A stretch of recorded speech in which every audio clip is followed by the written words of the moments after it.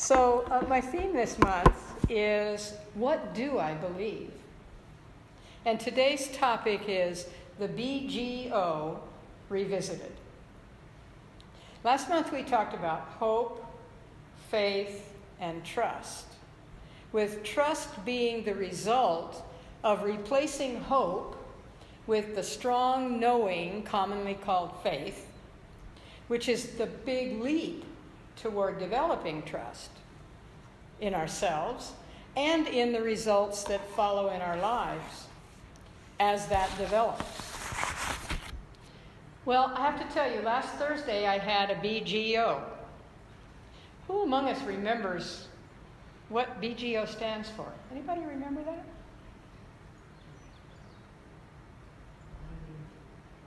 Obvious or something like that? Blinding glimpse of the obvious. Very good. Yes. The lady in the back row. Yeah. Blinding glimpse of the obvious. Well, this happened to me while I was present in a discussion about trust that went immediately to all there is in the world around us not to trust. And believe it or not, and this was a very unusual thing that happened, I was silent. Don't hear me say that very often, do you? I listened to how others were describing the lack of trust in their lives, and I didn't have anything to contribute. Later, though, in reflection, first about whether or not I'm doing my job in supporting the development of that in others, and then about how different my own worldview is now as compared to when I didn't trust in the wisdom that created me. You know, introspection is such a mixed bag, isn't it? Even that is a BGO. Although often we choose not to really acknowledge that, at least initially. The conversation that I was privileged to hear and be a part of was a reminder to me that I've not only seen the results of the lack of trust, I've been the result of the lack of trust in my own life, once upon a time in the past. And that called to mind a quote from Laura Ingalls Wilder, who was an American writer, best known for her children's book series, Little House on the Prairie. And here's the quote: "There is good in everything, if only we look for it." Born in the 1860s in Middle America, her early life was challenging. If you're interested in knowing the details of that, naturally they are available from the source of all knowledge, the internet. On my iPhone says Google. Her adult life had its challenges as well. However, Laura lived into her 90s, meaning she lived into the late 1950s, which was a span of almost 100 years. Think of what she saw unfold in our part of the universe that we call Earth, this planet. And her response to that: there is good in everything, if only we look for it. Simplistically, we know that today as whether the cup is half empty or half full, right? It's all in how we think about it. And how we think about it is who we become. And that, my friends, is another BGO. So as we look around us, that's what we see. Can we find the positive enough to begin trusting that it's there? Can we see the possibilities in its expansion and its value? You know, a very wise man once said, if opportunity doesn't knock, Build a door. Anybody know who said that? Remember who said that? Well, it was Milton Berle. I just love the fact that Divine Spirit makes its expression in every one of us, somehow. And I think that every experience we have is a call to examine, what do I believe? And why? And if I'm happy, contented, healthy, prosperous, loved, and loving in my doubt and mistrust, why should I change? Really? Really? I looked back on my own life to before I began to learn and practice a spiritual life and evaluated, was I happy? Well, I thought I was, because I didn't know anything different. Was I contented? No. Was I healthy? Yeah, sometimes. Was I prosperous? I had enough. Was I loved? Yes. Loving? No. Time to build a door. Time to begin trusting in the good part, not to be blind to what wasn't, but to cease giving it a reason to continue. So the BGO here is, it starts with me. How many of you are familiar with this book? The Spontaneous Healing of Belief by Greg Braden. It's been on my bookshelf for quite a while now, and I've read parts of it. I was somewhat taken aback when I realized that it had been published in 2008, and I had still only read parts of it. I also realized that I hadn't paid any attention to the tagline. The tagline says, "Shattering the Paradigm of False Limits." Ah, well, when the student is ready. So in the back of the book is a section titled "A User's Guide to the Universe." And in it is a list of belief codes. His guide to developing consciousness for ourselves and hence the world. One of those belief codes is our beliefs have the power to change the flow of events in the universe. Literally, to interrupt and redirect time, matter, and space, and the events that occur within them.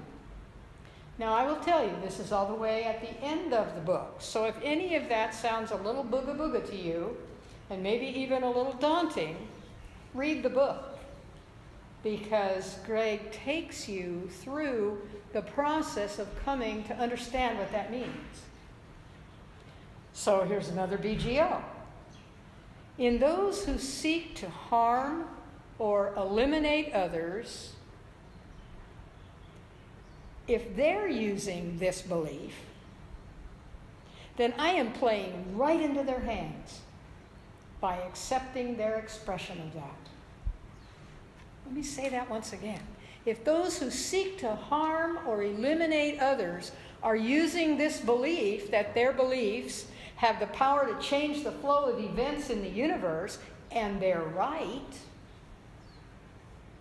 I'm playing right into their hands by accepting their expression of that.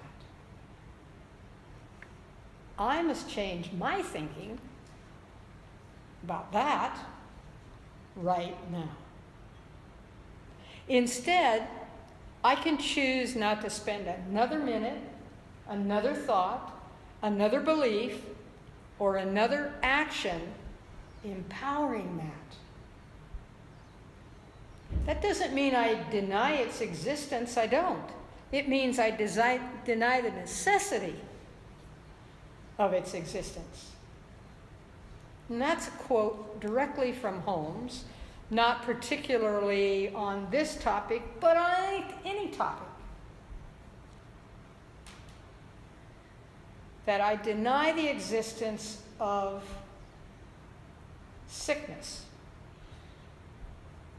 I don't deny the reality of it in the present moment. I deny the necessity of it. That I don't deny the reality of poverty. I deny the necessity of it. See how that works? One force, it goes either direction, doesn't it? Which direction do I want my energy, my power, to go in?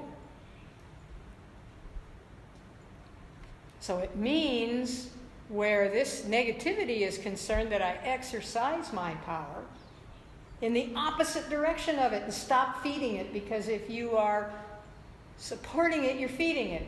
If you're constantly thinking about it, you're feeding it. If you're talking about it, you're feeding it. You're not doing that on purpose. You're not doing that with malice.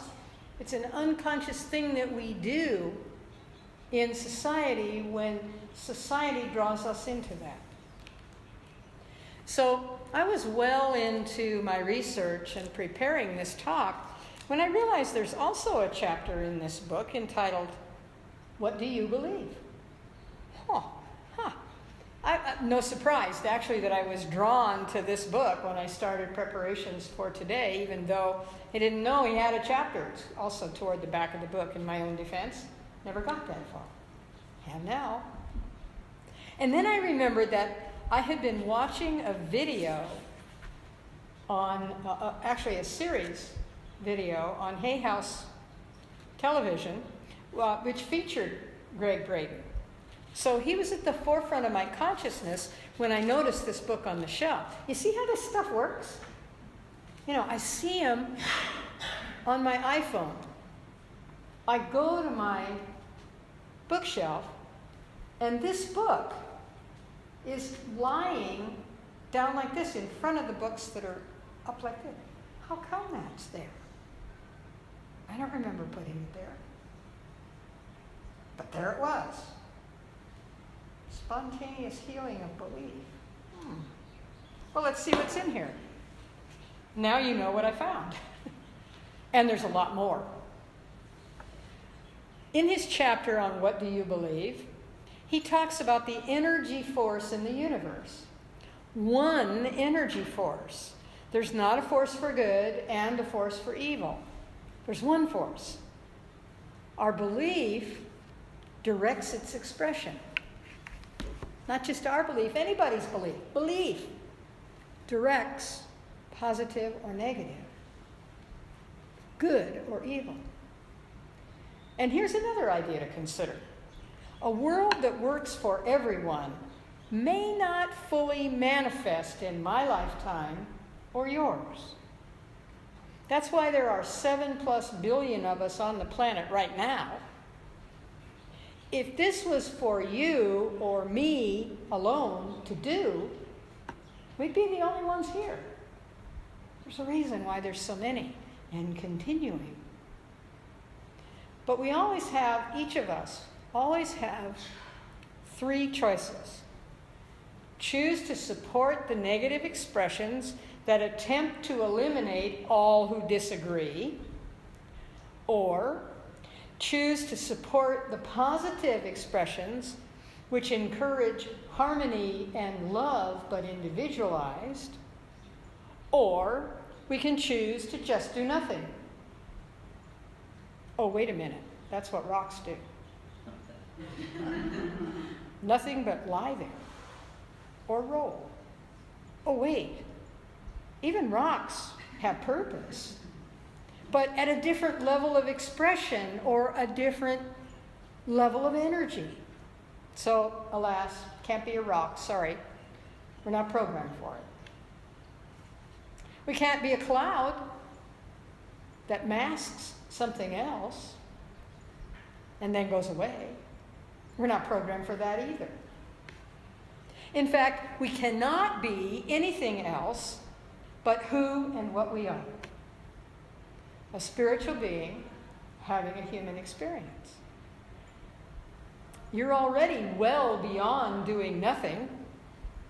In limbo is simply not an option. And because of that, the beliefs and feelings we hold in our hearts have an ongoing conversation with our minds in each moment. That in turn plays out in all those areas of being that I mentioned a while back in the talk.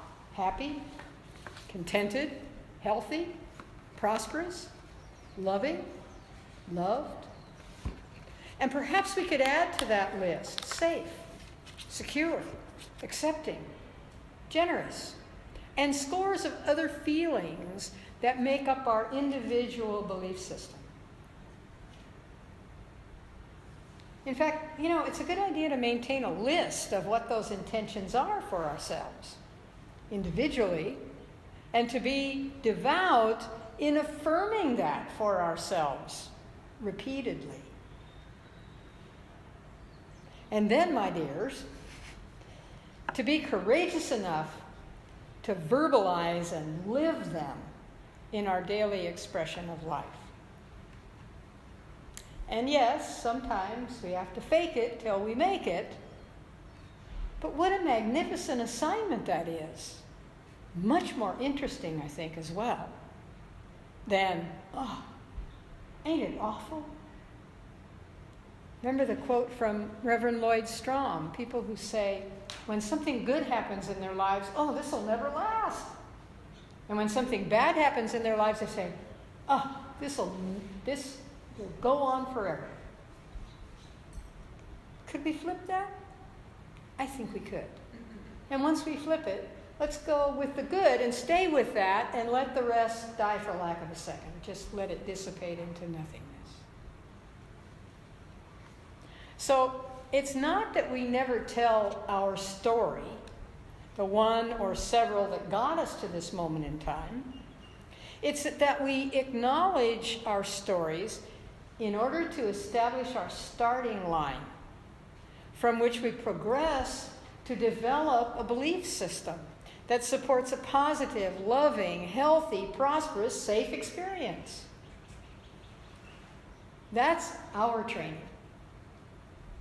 Not in order to learn how to demean or kill others, but how to demonstrate the beauty and the comfort of life in a harmonious, balanced universe. Make it attractive. Make it attractive. And just like all the wars and natural disasters have been unable to eradicate the human race, so too will this endeavor be an ongoing exercise.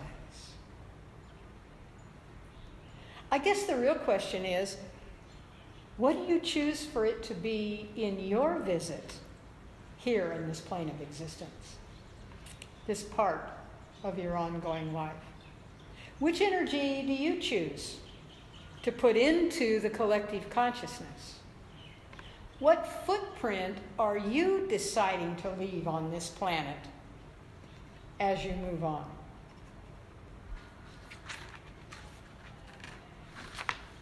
Ernest Holmes reminds us that all manifestation of life is from an invisible to a visible plane through a silent, effortless process of spiritual realization. There's good in everything, if only we look for it. Maybe we just need to build a door. And so it is.